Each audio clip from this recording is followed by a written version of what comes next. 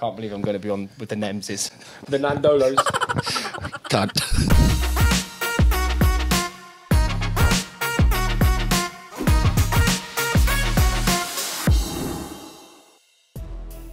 Hey guys, welcome back to our channel. I hope you guys are doing well. I thought today I would do a questionnaire with some of my Leicester Tigers teammates.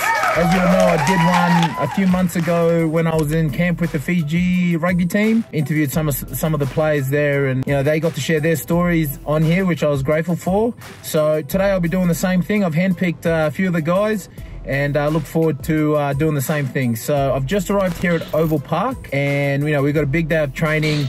We've also got an important game on Friday. So yeah, let's get this show on the road, eh? Let's go.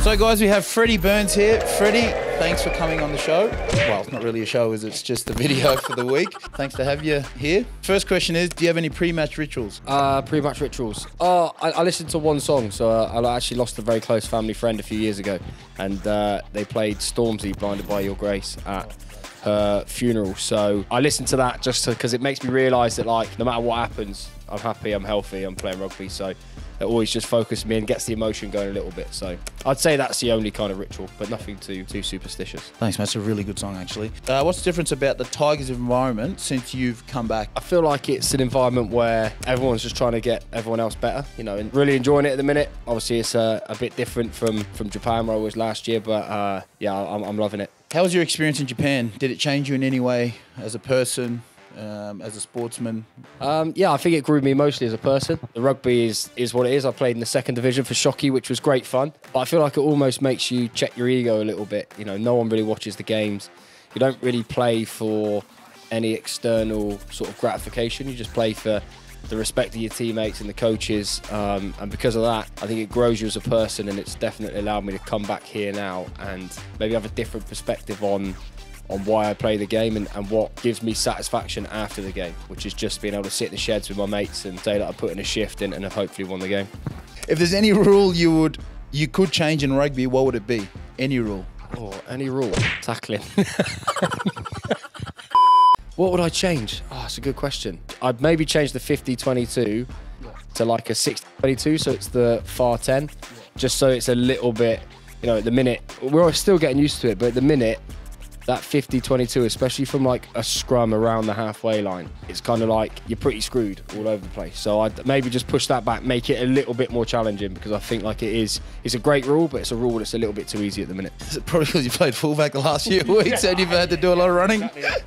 Last question, we're playing Bath this week, a team that you grew up, you're a Bath boy, you grew up in Bath, and I think it's the first time you're playing them since you've arrived back, or since you've left them. Looking forward to it. Anything change this week, any emotions, or is it just another game for you? I think with me, I've played for a few clubs, Nems, as you know, and I think the times that I've got too emotionally caught up in the game are the ones that I play badly. So it's just kind of another game for us. I know it's a bit cliched. Obviously, it means a little bit more, and it's a game that I want to play in and want to do well in. But for me, it's just important that I contribute to the team in whatever way, and hopefully we can get a good win. In the sheds on Friday night afterwards will be good, going into a little weekend off. So it's a big game, but every game's a big game when you're at Leicester Tigers. Well, there you have it, guys. Thank you so much, Freddie, for coming on board, and some pretty good answers there. So thanks, mate, and yeah, enjoy your week. I can't believe I'm going to be on with the Nemses. The Nadolos. Cunt.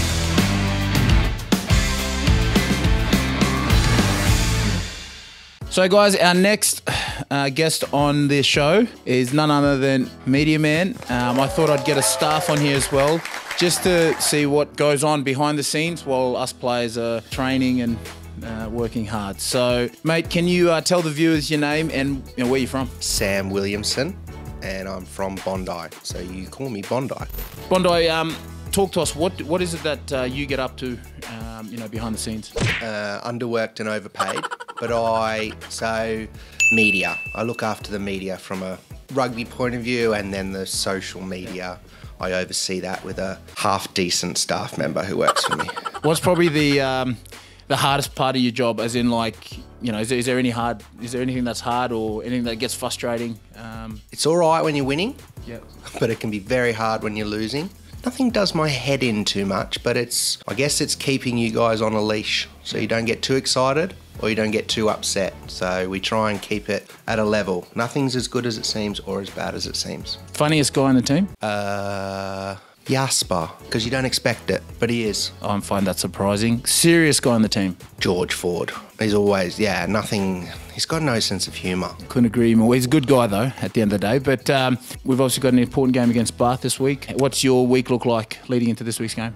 So Friday night game, which means we have to pack a little bit more into less. So it changes a little bit of what we do. We probably start talking about that game earlier than we talked about other ones. Last question. Queensland, New South Wales.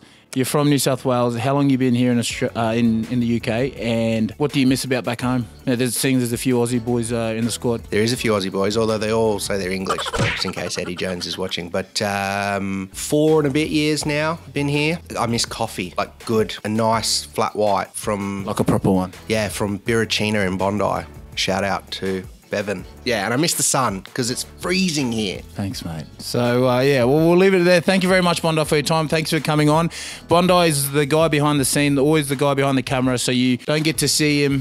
So it's finally good to share some words with him. So, thank you.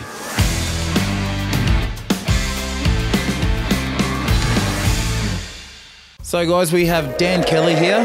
Thanks for coming on, Dan. Thanks, Nams. If you could just let viewers know, where are you from in the UK? So I was born and grew up in a place called Rochdale, North Manchester. How old were you when you started playing rugby union? And what got you into playing, I guess, the 15-man code? I'd say it's my dad. My dad played league growing up, always, like you say, hit the nail on the head there. They're all league mad up north, especially from where I am. I did both growing up, to be fair, but played a lot of league as well. And then 16, started playing rugby union straight. Was at Sale Academy, really enjoyed it there, and then that was it. Chose the better code. Great, it's good to see you chose the light, and you're killing it at the moment. So Dan plays 12, 13. He plays centre. Young fella, only 22.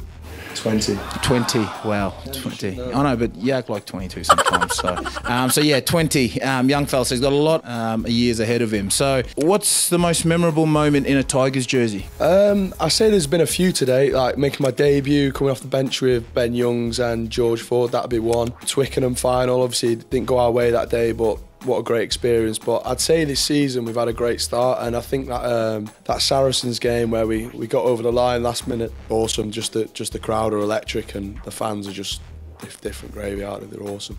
What other interests, or do you have any other interests outside of rugby? What do you get up to in your downtime? We have a fair few lads playing golf. I've got a golf page, DK Golf Snap, so if you ever want to see some golf content, get on there. So yeah, off days, golf, recovery, coffees. I'm trying to do a bit of educational stuff off the pitch now, trying to better myself as a person. Nems, he's told me I need to be a better person, so I'm listening from the best there.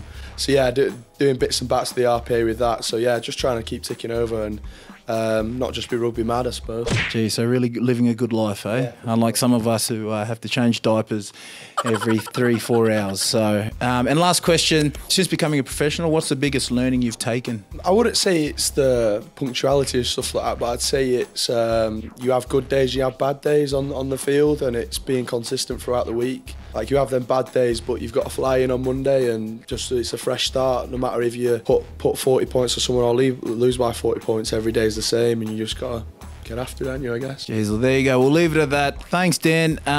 Kid's got a future. Plays for England. Used to play for Ireland, actually, under 20s. So he's, again, seen the light. So anyway, mate, thanks very much, Dan. Thanks, Ben.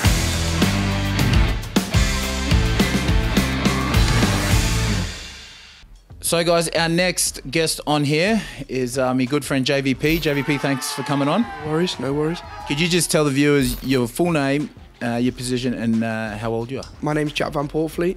I play scrum half, and I'm 20. So, JVP, what got you into rugby? And how old were you when you started playing? I think my dad got me into rugby. Yeah, so I must have been 5, I think, when I started at my local rugby club in Norfolk. So you obviously came through the academy here, and obviously transitioned to the senior team. What's been the biggest change for you? And I guess what's been the hardest as well? Probably biggest jump was just physically for me. I came as quite a small kid. I still am quite small, but even smaller. And probably the physical demands, like the fitness levels and the size I had to put on, that was probably the hardest thing. But once I got that and then it got into the flow of it, I absolutely loved it. Being a young halfback, you know, you're pretty fortunate enough playing and training with, you know, the guys like Ben Youngs and Richard Wigglesworth. What's that been like for you and your growth in your game? Oh, first class. Yeah, I couldn't be in probably a better position for myself, really. They've been great with me. Ever since Wiggy arrived, he's been class, and so is Lenny. Yeah, I absolutely love working with them, and yeah, it definitely makes you better because they're world class. So who's the more serious one out of the both? Definitely Wiggy. There you go, Wiggy. You're apparently too serious. Most memorable moment in a Leicester Tigers jersey? First time playing in front of Welfare crowd, or full time, that last play against Harry's. That was unreal. Yeah, I'll remember that for the rest of my life. Oh, how good. Pre-match rituals? Don't really have many. Yeah. I like wearing the same boxers on game day. Apart from that, not many. Just like to get out 45 minutes before kick-off. 45? Yeah. Jesus. Okay. So on a last note, looking forward to the season ahead. You know, we've obviously had a good start, you know, as a club and organisation. What excites you going into the future with the club? Well, ever since sort of Steve's come in, the squad and the lads that we've put together, and the sort of energy in the group, I love being part of it, and it's really exciting, especially when we've had a run of games like we have, just to keep going. And yeah, who knows what could happen at the end of the season, but we're just enjoying it, and I'm loving being part of it. Well, there you have it, guys. JVP, thanks for coming on, and all the best. Cheers.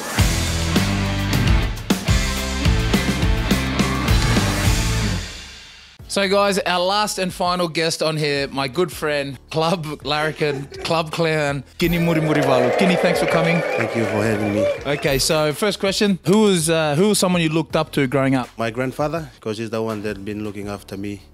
He was the one that adopted me. On rugby, I had a lot of idol growing up, so there are like lots of good players used to watch when I was a kid. Fijian players, Serevi, Thothau.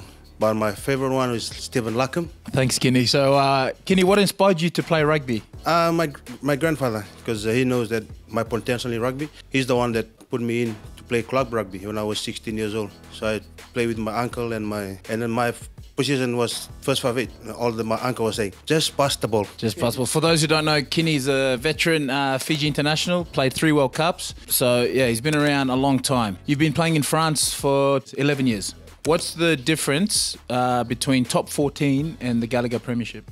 The top 14 is very physical, and here on playing the Premiership, it's much more technical.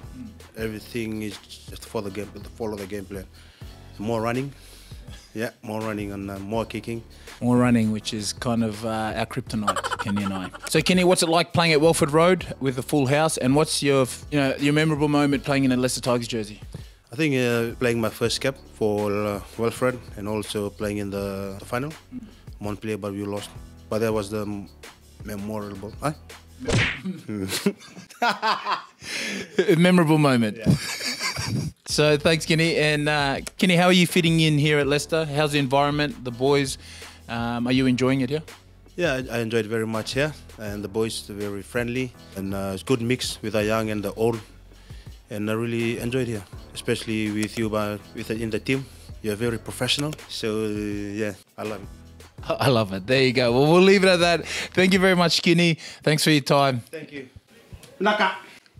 So there you have it, guys. I hope you guys enjoyed the video. I certainly enjoyed interviewing them, had a bit of a laugh, and yeah, at least you got a bit of an insight into some of the boys' lives, but also some of the staff member. It's good to see what they get up to behind the scenes, and I think it's really important because they make our job a lot easier. So yeah, had a big day today, just finished training.